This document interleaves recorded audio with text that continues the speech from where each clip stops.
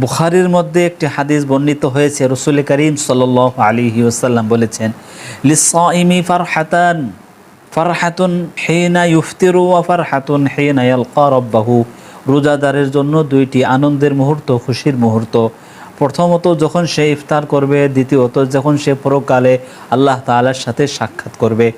আল্লাহ আলী কারি রহিমাহুল্লাহ মিশকাতের শরহ মিরকাতের মধ্যে এই হাদিসের ব্যাখ্যা করতে গিয়ে বলেন, রোজাদার ইফতারের সময় এই জন্য খুশি হন কেননা সে রোজার মতো বিশাল একটি হুকুম যথাযথ পালন করছে।